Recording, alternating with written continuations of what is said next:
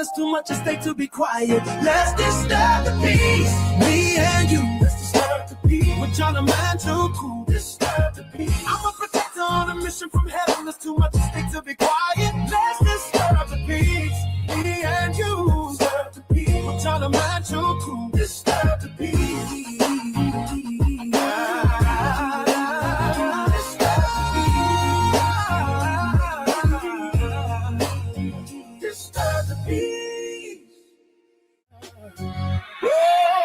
I'm a protector on a mission from heaven. There's too much at stake to be quiet. Let's disturb the peace. Me and you. Let's disturb the peace. We're trying to match your cool. Disturb the peace. I'm a protector on a mission from heaven. There's too much at stake to be quiet. Let's disturb the peace. Me and you. Disturb the peace. We're trying to match your cool. Disturb the peace. Let's disturb the peace. Disturb the peace.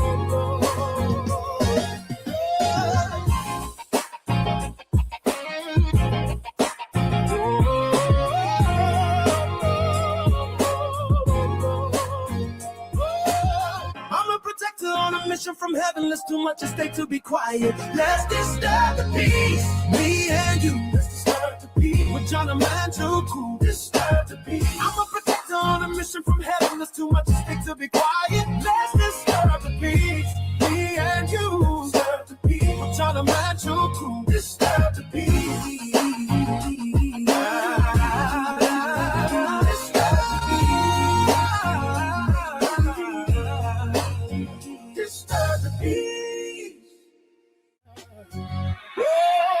I'm a protector on a mission from heaven. There's too much at stake to be quiet. Let's disturb the peace. Me and you. Let's disturb the peace. We're trying to match your cool. Disturb the peace. I'm a protector on a mission from heaven. There's too much at stake to be quiet. Let's disturb the peace. Me and you. Disturb the peace. We're trying to match your cool. Disturb the peace. Let's disturb the peace. Disturb the peace.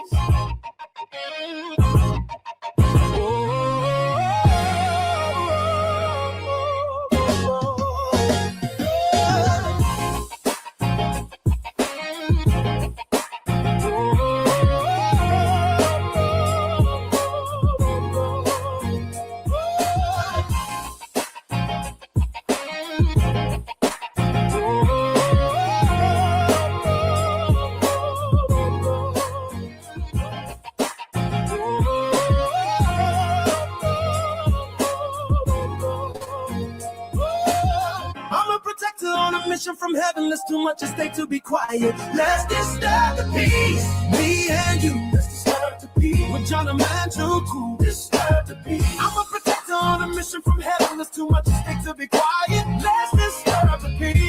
Me and you. Disturb the peace. We're trying to man too cool. Disturb the peace.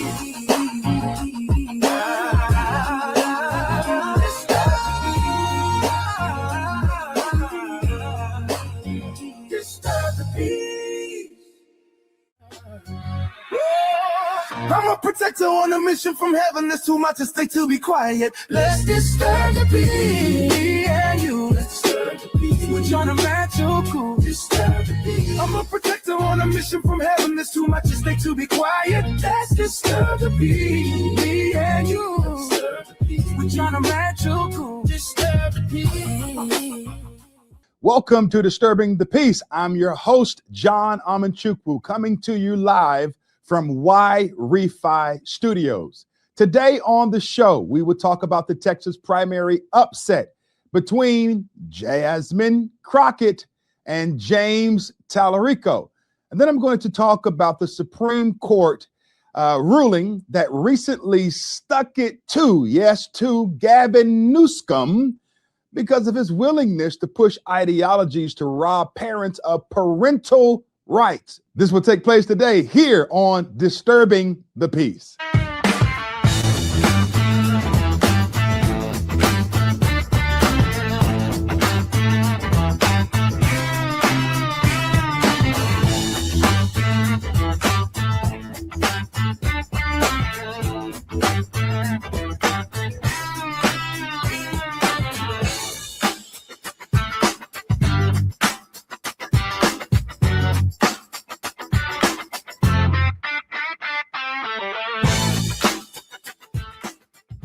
The 2026 primaries delivered some surprising results and revealed a lot about where both parties may be headed. From a high-profile loss by Congressman Dan Crenshaw to strong showings by other conservative figures, the results are raising questions about the influence of grassroots voters and the future direction of Texas politics. These races aren't just local battles, my friends. They often signal trends that ripple through national politics. Joining me today is political commentator and contributor of The Current Revolt, Tony Ortiz. Tony, welcome to the show. John, thank you for having me. Hey, my friend, it's an honor to have you on. I know you're going to be a busy man today unpacking the details with everyone, but I think I have you first, possibly. So thank you for joining the show. Let's jump right into this, Tony. What's the biggest takeaway from the primaries last night in Texas? Well, the Steve Toth victory over Dan Crenshaw is huge. This is the first time you've seen a incumbent congressman lose like this in a very, very long time. And even the betting markets didn't reflect Toth winning yesterday. We went into election night, I think, with Toth on the betting markets at like 30%. So just looking at that, it wasn't good. But, you know, consultants I had spoken to and activists I had spoken to in the race were all very, very confident that Toth was going to win, and he pulled it off. So that was probably one of the bigger shockers, as well as our agricultural commissioner race. Sid Miller, the incumbent, was defeated by Nate Sheets, and that's a huge win. Sid Miller has some of the largest social media following of any Texas politician right now, and it was completely shocking that Sheets was able to pull that victory off. So the loss of Dan Crenshaw surprised a lot of people, but what factors drove that upset? What took place? Well, you have years and years and years of conservatives and activists and grassroots just hammering Crenshaw for his weak voting record. He was pro red flag laws, and he just really wasn't the conservative that I think that a lot of the primary voters really wanted. Toth was established. He had been a good state house rep in Texas, and it just seems that it was just time. Crenshaw just could not maintain the base that he had built up over time. What are your thoughts of what's going on with the Ken Paxton race? You know, Ken Paxton's strength in the Senate primary says something about Texas politics. What do you think? Very concerning. Ken Paxton underperformed dramatically. It was anticipated that Ken Paxton would come out of this primary, maybe even winning outright without a runoff, or definitely beating John Cornyn.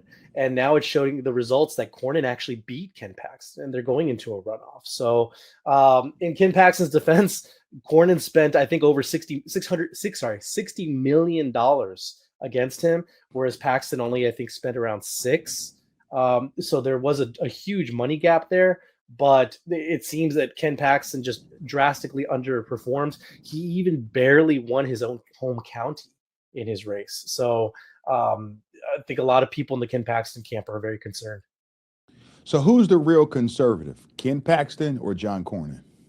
I think activists and voters would all, and even maybe even John Cornyn's own team would admit that Ken Paxton is the more conservative / right-wing guy in this race. And I would agree with that. I think Ken Paxton has a phenomenal record as Attorney General for the state of Texas.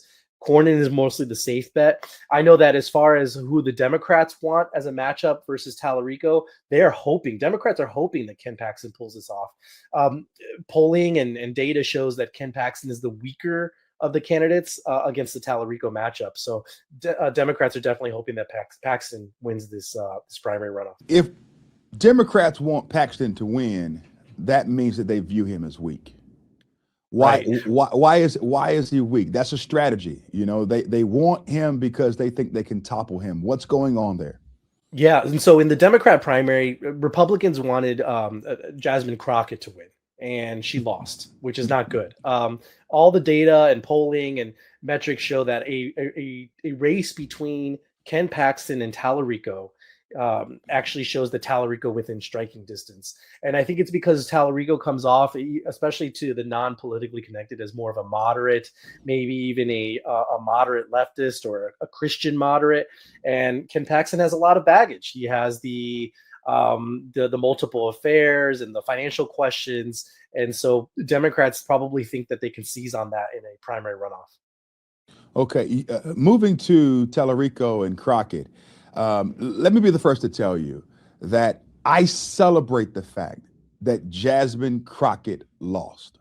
All right, I do. She's an embarrassment to people that have gone on before her and have worked and fought to make sure that they could gain access to lofty roles and positions and have these titles, minority speaking.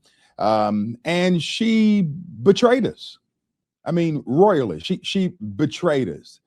She gets up there all the time and she's doing this ghetto, ratchet, hoochie mama style, antic talk, speech and rhetoric.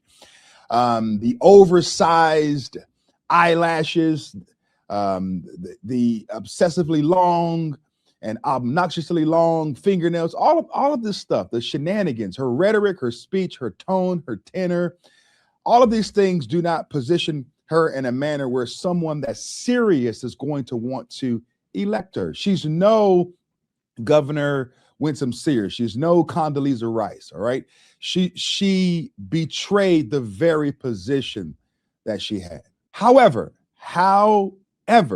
James Tallarico, to me, is like a modern day Pee Wee Herman sleazebag, one step away from some type of case or skeleton falling out of his closet of what he once did to someone that he shouldn't have done it to. I got to keep it there. But I don't like Tallarico. I actually think that Tallarico is going to be worse than Jasmine Crockett. Now, that's saying a lot. I posted this on social media today. It says James Tallarico isn't just a progressive politician. He's a theologian for the left. Jasmine Crockett argues politics. Tallarico argues that Jesus supports progressive ideology. One is partisan. The other reframes Christianity itself. That's far more consequential. James is worse than Jasmine Crockett. What are your thoughts here? I would agree. I think as for conservatives and Republicans, James is a bigger threat for conservative values. Tallarico comes off as to more normie voters, more non-politically connected voters. He comes off as more moderate and more enthusiastic, more normal, I guess, more middle ground. And I think, again, in a matchup against Ken Paxton, he does perform quite well. But Tallarico, again, like as you mentioned, he uses his faith and his Christianity to justify his liberal and progressive points of views. Whereas Crockett's a little more rambunctious, a little more obvious in what she's doing, even if it's kind of some of it's an act. At least it's an act that you can understand or you can follow or you can predict. Tallarico's a little more smooth, and I think in this case a little bit more intelligent in how he presents himself and a little more convincing. So yeah, absolutely. Tallarico is going to be a concern in this in the election in November. I want to show you this first video clip of James Tallarico. Take a look at this. Our southern border should be like our front porch. There should be a giant welcome mat out front. I mean, our southern border should be like a front porch. There should be a giant welcome mat out front. What are your thoughts here? Yeah, this is kind of normal messaging for Democrats and liberals, and it's kind of shocking that they're still running with this, especially with all the incidents that we've had with terrorism and attacks by people that are not necessarily of legal status here in the United States, right? But yeah, this is going to be the message going forward in the elections by Democrats. They're going to hold to this, and I think in our election last night, more Democrats turned out than Republicans in the primary. This is a concern as a Texan. And I think that Texans are going to have to either really turn out the polls or figure out better messaging to get the independent voters to vote in the general election. So what does this say to, the Democrat coalition in Texas as it relates to their viewpoints and ideologies that Jasmine Crockett took a major fall? She's become the lightning rod for the Democrat Party nationally. She was the voice of the party. You look at people like Hakeem Jeffries. I mean, he's a $2 Barack Obama. He's a bad version of him. And he just doesn't have the juice. He doesn't have the charisma. Cori Bush, all of these people, School Hall, Jamal Bowman, he's out, right? And so they needed someone to come alongside their party and give them some flavor. And what they oftentimes do is they use Black people, minorities, for the charisma, for the charm, I guess for the aggressive speech or whatever it is, that they are looking for. And I think that she was used, abused, and thrown to the side. What does this say about Democrat politics in Texas? I think you're 100% right. I think Democrats constantly use minorities as probably like a spice or a flavor to whatever messaging they're pushing, right? And they've come to realize that maybe that doesn't win over voters, that voters are looking for more maybe normal or digestible type candidates, right? You had this in some other elections that happened in Texas where Democrats decided to run a very normal looking white guy, and he won in the special election against the Republican.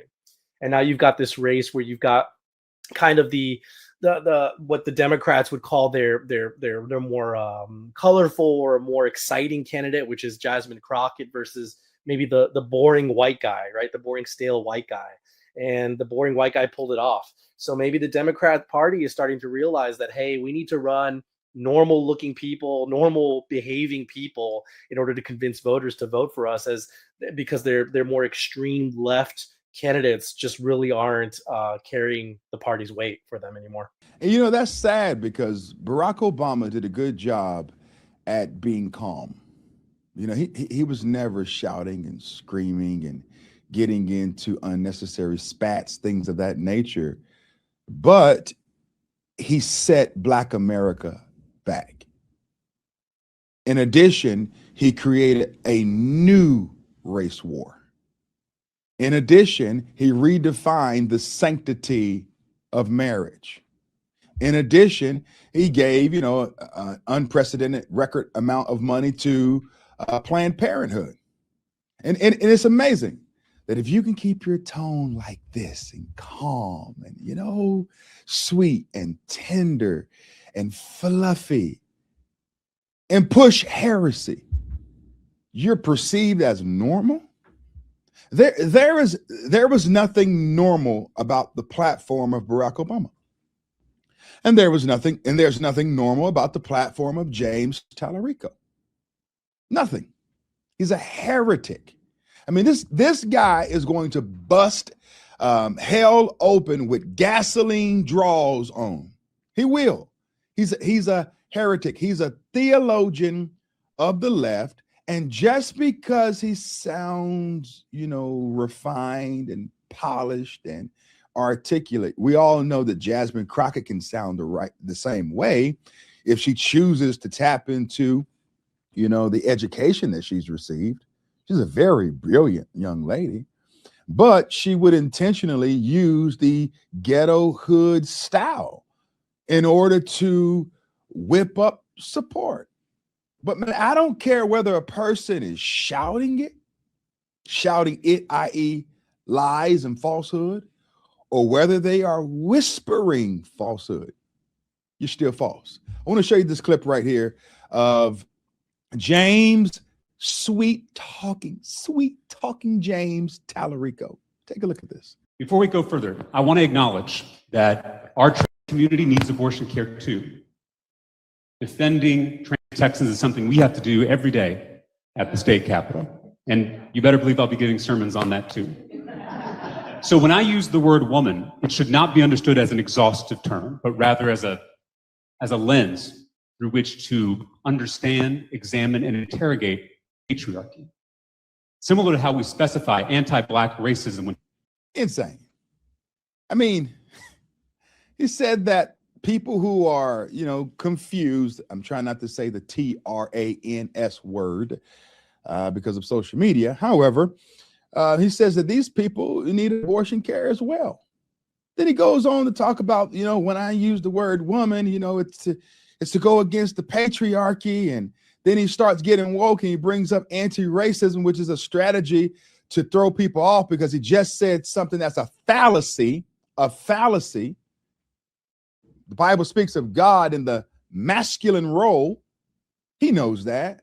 But instead, he thinks that he can get by saying it calmly and sweetly, but it's still heretical.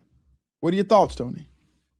Yeah, it's just like what you said. The delivery is so important in the leftist messaging, right? And a person maybe watching this will be like, "Oh, okay, he's saying it calm. It makes sense. I can digest this, right?" But it's typical leftist gobbledygook.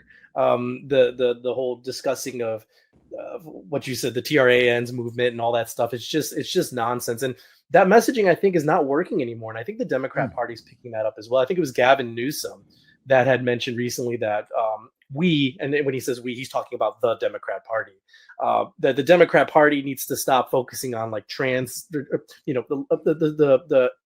DEI stuff, and they need to get away from that and focus on real issues. And I think that the Democrat Party is slowly realizing this and maybe moving away from that messaging. But just because they're not saying it out loud doesn't mean they still believe it. A lot of this stuff, especially if they get elected, they're going to slip it in anyway, even if they're not talking about it so outlandishly. Yes, I agree with that 100%. So looking at the Attorney General's race, what should conservatives watch as that contest develops?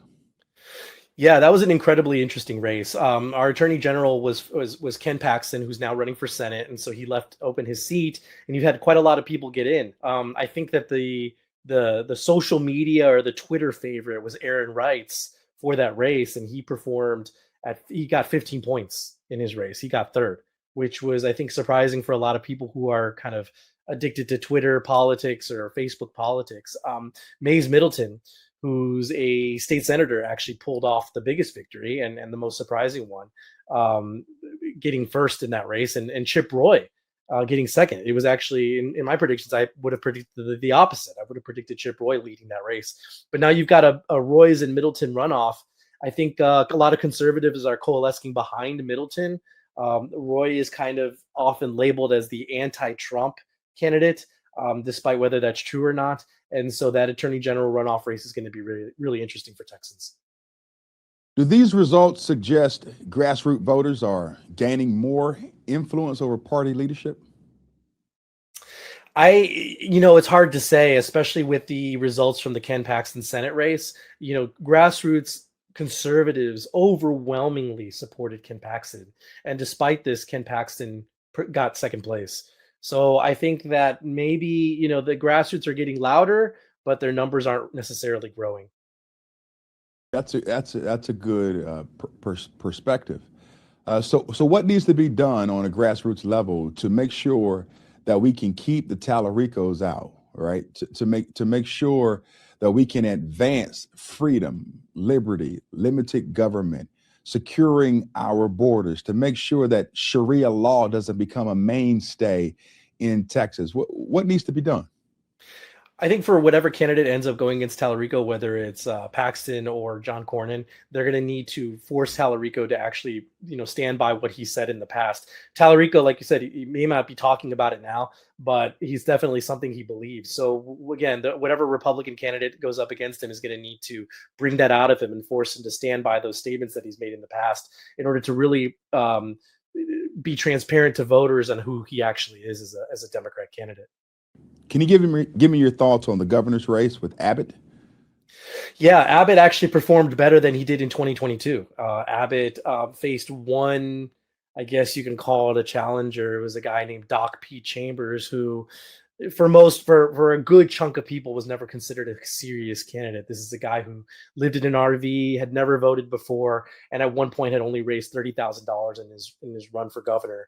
To put that in perspective, in 2022, Abbott faced three very serious candidates who spent hundreds of millions of dollars trying to primary him, and Abbott still pulled off 60%, or a little bit above 60%. And this time around, Abbott got well over 80%. So, Abbott's in a very comfortable position. He's got a war chest of millions and millions and millions of dollars. I don't see him going anywhere anytime soon. Now, there are many people who are saying that because of Abbott, there's been a groundswell of a surge of Muslims coming in and seeking to build their own cities and, push Sharia law. How come that didn't impact him in this race, or are people just looking the other way? Yeah, I don't know if I necessarily. We definitely have a problem with increased immigration from certain countries and the growing amount of Islam and mosques in Texas. That's a real thing, of course. But I don't know if I necessarily put that 100% on the shoulders of Abbott, and I don't think voters do either. Clearly, there's a lot of these buildings popping up and these mosques and things. That's at the results from like city council, really municipal elections, right? Mayors, city council, and things like that. And so, if voters are really concerned about this issue, they really have to start paying attention to their local city council and municipal races. I'll meet so many people that are really, really into politics, and I'll say, well, who's your mayor? And they can't even name the mayor of their city. And I think this is a concern. If you're somebody that really cares about the way your city's headed and the type of people that you're seeing in the city, you really need to focus on those municipal races, because those are really important. So I don't think Abbott's going anywhere, and I think voters made that very clear last night. The general election is coming. It's coming. That's everything is on and popping now. Okay, new ads are being made. People are making their strategies known, and it's time to develop a war chest to get past the finish line. What's most important to voters in Texas? What are the winning issues and topics? I think the biggest one is always going to be the immigration, especially for right wingers, right? Looking at their cities and seeing the demographics change dramatically in what many would call a negative way, right? And I would agree with that. I'm here in North Texas, near the city of Frisco, which has one of the biggest demographic changes of the cities in Texas. So immigration is going to be a big one, and then the economy. More and more Gen Z and younger families are unable to afford homes, and the boomer generation is really holding on to their wealth. And a lot of policies have been passed recently, especially in Texas, giving more tax benefits for the older generation, which is leaving the younger generation kind of in the dust, asking for some sort of help. And I think if Republicans don't figure that out and somehow Democrats finally pick that up, you're going to see a lot of the younger vote start to vote maybe Democrat, especially that independent vote Democrat, as looking at an escape route for the economic problems in Texas. Tony, I appreciate you for your honesty and for your candor. I'll tell you this. The Republican Party historically has the best message, but we oftentimes have the worst messengers. The Democrat Party has the worst message, but oftentimes they have better messengers. What is it going to take to get people who embody the message on the right, but they also have the ability to be the anointed messenger to get the point across? Yeah, not 100% sure on that. The Republican Party, especially here in Texas, or at least the right-leaning side, has attempted to experiment with paying influencers to push messaging, paying people to promote certain politicians or policies and things like that. And it has not gotten the results I think that Republicans and conservatives want. These paid influencers have really failed to really deliver on their messaging and the candidates and that they support. So as far as what Republicans need to do, you're 100% right. The messengers aren't great, but the message is good. And Democrats, to what you're saying, they have everybody on their side. Hollywood's on their side, politicians, activists, media, they have everything in their toolbox to get out their very bad messaging, and it hits, right? Whereas Republicans don't have that. They don't have Hollywood. They don't have mainstream media on their side. And so Republicans are going to have to figure out a way to better attack or better attach themselves and their messaging to better voices. And I think that comes with maybe more messaging that people can align with: immigration issues, economic issues, and we'll see if they can pull it off.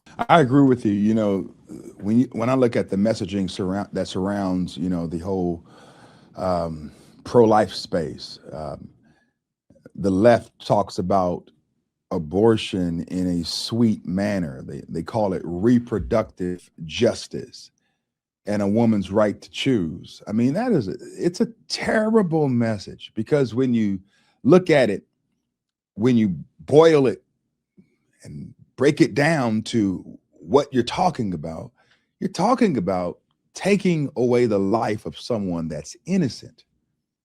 But on their side, that's a winning argument.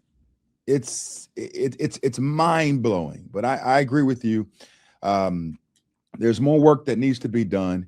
And maybe we should get these political influencers, these people who are gifted at giving the message and delivering the message. Maybe we should, you know, recruit them to run for office as well. What do you think? Oh, I don't know about that. I think that's a dangerous slope to go up. It's possible though, and you are seeing some good, some good former, social media stars run for office. Brandon Herrera is a guns activist, right? YouTube gun activist. Sure. He's in a runoff now with Tony Gonzalez. So I truly believe he'll pull that off in the runoff, and we'll see our first YouTube star as a right-wing congressman coming soon. Tony, thank you so much for joining the show. It's been a blessing to talk to you today. Thank you for coming on. Thanks for having me. God bless you. Take care, my friend. Listen, that was Tony Ortiz giving the breakdown and the shakedown of what's taking place in Texas. I tell you what, man, I am not done talking about James Tallarico and Jasmine Crockett. I'm not done talking about that. I'm not, because I hit Jasmine Crockett hard the last couple of years. I have. I exposed her at every juncture. She was an embarrassment. She still is an embarrassment. And I was right for doing so. But nothing is changing when it comes to that whole situation, because James Tallarico, in my opinion, in my humble opinion, I think that Jamie boy is worse. I think that there's going to be more lies pushed, more debauchery. The Bible is going to be used to push things that the Bible doesn't endorse. I'm a Bible man. I'm a preacher. I've been preaching now for 22 years. I got saved at the age of 19 by a ever forgiving God who washed away my sins. And I hold to biblical authority. I believe the Bible from Genesis to Revelations.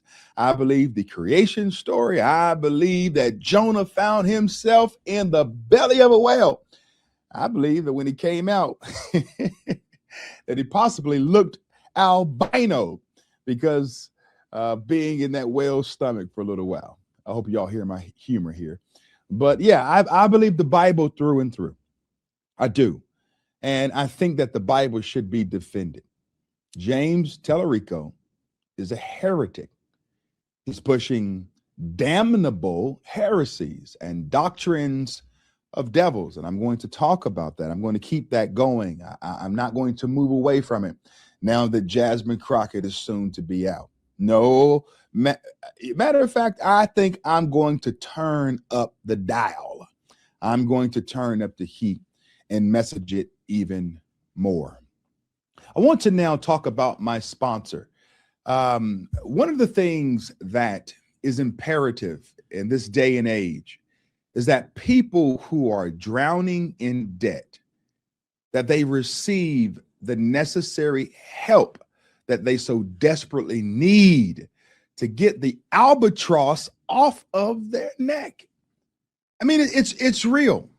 You know, the Student loan debt crisis in America is about $300 billion, and $45 billion of that is distressed. Folks, let's face it.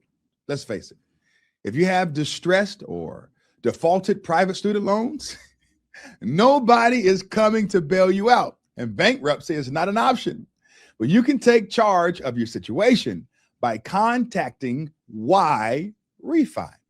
Listen here, can you imagine being debt-free and not living under the burden anymore of debt? The first step is contacting Y Refi. If you go to yrefi.com, you can read testimonials from other people who have been where you are and how they've escaped. You can even see what their monthly payments were versus what they are now. So Y Refi offers a 3-minute rate check without any credit impact. Bad credit is accepted. Do you have a co-borrower? Y Refi can get them released from the loan. You can give mom and dad a much needed break. You can even skip a payment every 6 months, up to 12 times without penalty. You don't have to ignore that mountain of student loan statements on your kitchen table anymore. Just call 888-YREFI-85. That's 888-YREFI-85, or log on to yrefi.com. That's yrefi.com. Next on Disturbing the Peace, we're going to have a conversation with Corey DeAngelis. He's an education policy scholar for the Heritage Foundation. And we're going to talk about the Supreme Court decision, the recent Supreme Court decision. A new Supreme Court decision is sending shockwaves through the education world. At the center of the debate is a simple question. Do parents have the right to know what is happening with their children at school, especially when it involves gender identity decisions? Supporters say the ruling restores parental authority. Critics argue it could expose vulnerable students. Joining us now is education policy scholar Corey DeAngelis. Corey, how are you doing, my friend? Hey, doing well. Thanks so much for having me, John. Hey, it's an honor to have you on the show. I know you're a busy man these days, tackling much of the problems that are going on nationally. Give me your update and your rundown on where this case is. Yeah, this is a big win for parents all across the country, but specifically for parents and kids and teachers in California, because the Supreme Court ruled in a 6-3 decision, basically that California can no longer enforce their law that they have on the books. It was passed Assembly Bill 1955, which required schools basically to keep secrets from parents when it came to gender ideology. If a child was confused about their gender, if a little girl thought that she was a boy, the school districts were wanting the teachers to keep secrets from parents. And a previous federal court had ruled with parents as well in December of 2025. A man by the name of Roger Benitez, the judge, he called these kinds of policies a trifecta of harm. It obviously hurts the parents because it puts them in the dark and wedges the state between the child and the parent relationship, and it violates their 14th Amendment right to direct the upbringing of their children. But it goes further than that. It hurts teachers too, because when you're compelling them to stay silent and not share this kind of information that's sensitive with parents, that obviously hurts teachers and their First Amendment rights. And then it goes further. It even hurts the kids, obviously, because, well, kids are young, impressionable minds. They're confused about what's going on at a young age. And if they have the heavy hand of the state putting their thumb on the scale, trying to push them through this cycle of transgender insanity, that could get them hooked on puberty blockers. It could get them confused so much that they try to go towards these sex change surgeries, which are irreversible, and that could hurt them for the rest of their lives. So the federal judge, Roger Benitez, had it right from the get-go. Obviously, the state of California, Rob Bonta, their attorney general, he wanted to try to circumvent parental rights and wedge the state between parents and their kids to try to keep parents in the dark and try to ultimately it would hurt kids by not getting them the help that they would need at a young age and setting them down the wrong path. So you would say that they are intentionally in California and in several other states trying to keep parents in the dark. They want to keep secrets with kids, with minors, with 5-year-olds and 10-year-olds. They want secrets and they want parents to just be left out. I mean, it's sick. They think that it's real, and it's insane that we have 3 people sitting on the bench at the Supreme Court who, one, doesn't know what a woman is, apparently, because she's not a biologist. So, of course, she was going to get this decision wrong. But you'd think this would be a unanimous decision on the side of parental rights. We have precedent going back over 100 years now with Pierce versus Society of Sisters, where the Supreme Court famously ruled the child is not the mere creature of the state. But you have so many Democrat politicians who are controlled by the teachers unions think they know better than parents, and they think that the kids are going to be endangered somehow if they have a relationship with their parent where they can be open and honest with them. The problem is these elitist politicians think they know better than everybody else, and the real harm comes when you wedge yourself between parents and you take them out of the equation. That's when kids go down a pathway towards failure and towards damage. I mean, there was a case that just came out of New York where there was $2 million in damages awarded to the victim, who was a 16-year-old girl who had transitioned at the time under surgery. The grand jury found the surgeon and the psychologist liable to the tune of $2 million. That's a good start, but it is also in New York where you might not expect things to go our way. And we've had these major medical associations back off because of this kind of this case. Shortly thereafter, you had major medical associations say, you know what, maybe we should wait to push these kinds of things on people till they're at least 19 years old. I'd say that's still insanity, and we still shouldn't encourage people to engage in this kind of stuff. But at the very least, we should raise the age. And so they did back off to begin with. And I do got to say, John, that even though we won at the Supreme Court, parents need to stay vigilant, because there's going to be rogue actors in California who still try to circumvent the will of the people, and they're still going to try to keep parents in the dark, keep secrets from them, and they're still going to try to get around the decision. We've seen this in recent Supreme Court history.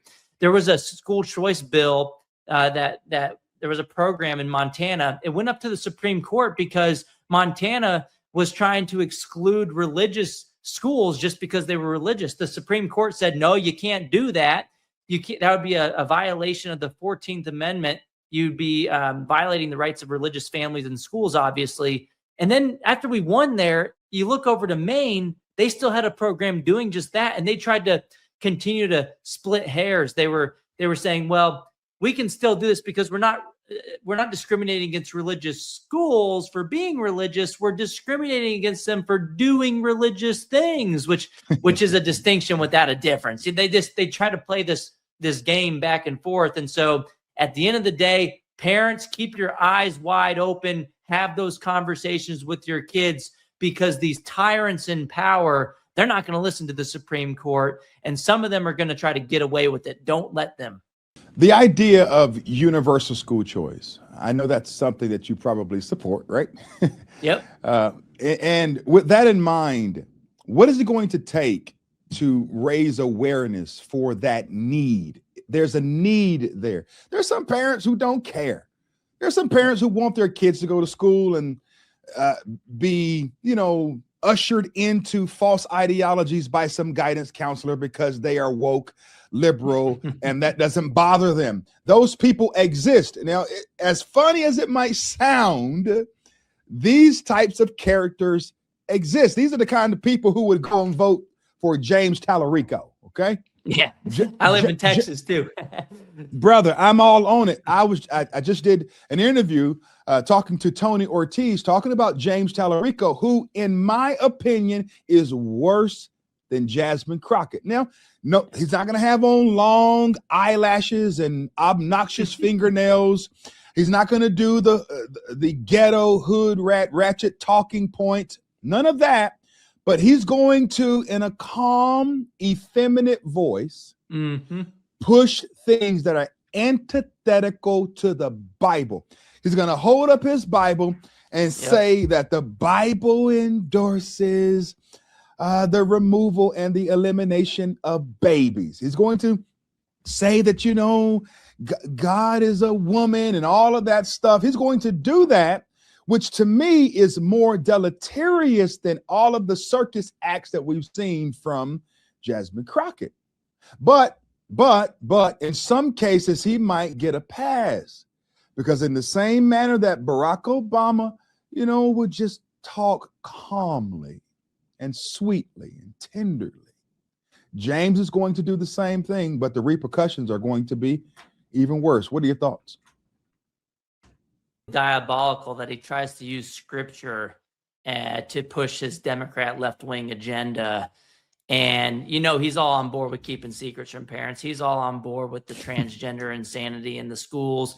And, you know, he's against school choice too, which you mentioned. And this would be one of the, you know, helpful solutions, not the only solution, but, you know, if you can take your money somewhere else to a school that is aligned with your values, maybe the school board won't cut off your mic anymore. Maybe they won't call you a domestic terrorist. Maybe they'll say, maybe we don't want to lose as much money from the parent voting with their feet somewhere else. So that competition should be a rising tide that lifts all boats. In some cases, they're so drunk on power, there's no reversing course, and they'll still believe that they're going to be able to get away with harming children and keeping parents out of the equation. But look, James Tallarico was a huge opponent of education freedom, letting the money follow the child. And so all of the Republican candidates in that race are supportive of education freedom. So we'll see how it goes. But most of the magic happens at the state level anyway. And in Texas, we passed a universal school choice bill in this past year. It needs to be expanded because they only slotted it out for about 100,000 kids. There's already been over 130,000 applications for scholarships. So the demand is there. And it's probably because people see that even in a red state, the schools are still pushing the left-wing ideology. We've had undercover video from groups like Accuracy and Media. They've gone in, gotten on camera administrators in the public school system in Texas and other red states where they're saying, oh yeah, we're not doing that critical race theory stuff because they banned it.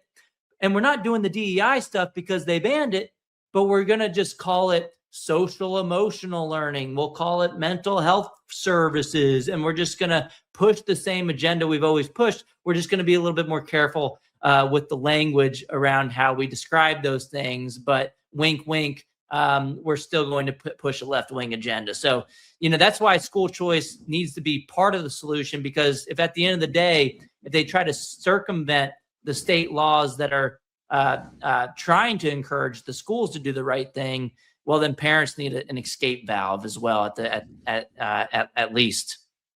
And they're also going to call it racial consciousness. All right. The whole Marxist atheist agenda is elusive. All they have to do is call something nefarious good. That's all they do. And they morph the terms, they morph the words. I agree with you that in California, there's going to be some nut job out there trying to find a way to circumvent the system. They're going to find a way to do it. But they claim that, you know, the critics argue these policies protect vulnerable students. How do you respond to that? I would think that the vulnerability is the predatory teachers. Yep. All right. Yeah. They assume that they assume that all parents are bad and they're going to abuse their kids if they learn about this information. And they assume that there's no such thing as sexual abuse in the government school system. Of course there is. We see, if you just Google teacher arrested, every single day you'll see a new headline of a sexual predator in the school that is charged with serious crimes against children. And these are people that are around the kids every day. So I think, if you're keeping the parents in the dark, you're more likely to have that kind of activity happen at the schools. And even in my home state of Texas, there was a bill that passed by Representative Mitch Little, a Republican, last year. And it was a pretty basic bill. It was to abolish immunity when it comes to for the public school system and their employees when it comes to cases of sexual abuse. And it's like, people were like, what? They have immunity? Why did they have immunity in these serious types of cases to begin with? And so it seemed like a common sense bill. Some Democrats actually voted against it, but a lot of them voted in favor of it too. So there are things that can be tweaked within the public school system to increase accountability. But I think if you're keeping parents in the dark, you're going to increase the likelihood of abuse happening of those children. And you shouldn't use outliers when it comes to parents to say, just because 1.1% of the population might do something wrong, we should take away the rights of 100% of the population. Of course, if something bad happens, the government should definitely step in and hold those parents accountable if they are abusing their kids. But that's a separate issue entirely. They try to make the same argument, John, against school choice. They'll say some parents might be doing meth and they might be doing drugs. How in the world can they choose for their kids? Okay, if the kid's in that situation, that's entirely different from school choice. And that's not a legitimate argument to say that the other 99.9% of parents don't have the wherewithal to choose the school that they believe is the best fit for their children. You don't need to be a surgeon to choose your doctor. You don't need to be a mechanic to choose your car dealership. And so you don't need to be an education expert to choose a school. You can use heuristics. Same thing with restaurants. You don't need to be the chef in order to figure out where you want to go eat each day. And so when it comes to this policy in California, they were just grasping at straws basically to try to label parents as evil people, but nobody fell for it. Thankfully, the Supreme Court didn't fall for it. And again, we still need to be careful, even though we won at the high court, because there's going to be people trying to get around it, and the same people might continue to try to keep secrets from kids because they might have their own nefarious agenda. I agree with that. And there needs to be harsh penalties for people who do. Harsh penalties. We need to put these people under the jail, put them under the jail, expose them for who they are. And let's keep in mind that this took place in California, led by Gavin Newsom, who is mounting a campaign as we speak to run to be the president of the United States of America. If this is what Gavin Newsom wants as a governor, what is he going to do if he becomes president? If this is what James Tallarico wants, what's going to happen when he becomes a senator? And we need to point these people out for the weirdos and diabolical enemies towards minors that they are. More conversation needs to be had about it. You want to know how to prevent having your Epsteins? Make sure that we don't, through policy, make it acceptable to have the behavior of Epstein. Everyone wants to release the Epstein files and let's get all the information out there and stop redacting things. Stop marking this out. Stop blotting that out. But hey, we're having cases where adults are fighting to keep secrets with children. And that has to go up to the Supreme Court for them to rule. So there's a new age Epstein. There's a new age Epstein, and it's happening every day in the American education system, and it needs to end. Final words, Corey. Yeah, we need to empower parents with school choice. We need to have more transparency laws. And I think you're right. When you have politicians revealing their true colors, showing you who they really are, you have to believe them. And, you have to stay engaged in the political process too and hold them accountable. They've crossed a line with parental rights. You look at the Democrats in Colorado, they tried to pass a bill to label parents as child abusers if they misgendered their young children, as young as, you say you have a 3-year-old that thinks he's a girl and wants to wear a dress one day. And if a parent says, oh, no, sorry, Johnny, you're actually a boy, even, you're 3 years old, you're confused, that would have caused those those parents to be child abusers, it just goes to show you, John, a lot of people don't pay attention to these kind of things, but we need to become more engaged citizens and voters and take that energy to the ballot box too, and make sure that our politicians care about what the parents say, not just special interests and the teachers unions who want to take your kids away from you. Listen, I agree with you 100%, Corey. I'm going to have you back on the show. Thank you so much for joining me, my friend. How can we support you? You can follow me on X. It's at DeAngelis Corey. And if you're a teacher and if you're not on board with these things, you can go to optouttoday.com to opt out of the union. You don't need to funnel your money to Democrat campaign coffers anymore and to political causes like transgender insanity that you disagree with. It's optouttoday.com. Thank you so much, Corey. Thank you. Well, my friends, that brings us to a close on Disturbing the Peace today. Listen, I put together a masterclass alongside my wife. You can go to iknowgod.us. The things that we're talking about when it comes to parental rights and parents being armed to know what's going on in the public school system. It's imperative that parents know what's taking place. And so you can go to iknowgod.us and get a copy of the masterclass. It's skillfully done. We put together over 23 videos. It has a workbook that goes alongside it. You won't be disappointed. Thank you so much for tuning in. I'm signing off from Y Refi Studios. God bless you and God bless America.